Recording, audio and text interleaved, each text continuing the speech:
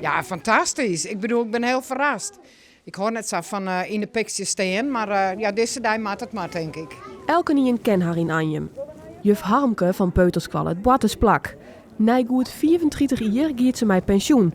En daarom verrasten de BNH bij haar thuis van de door. Ja, joh, verrassend. Ik wist wel dat er wat wie, want de band van de basisschool Rob Nekkie uit Italië, juf Harmke, die is mijn pensioen.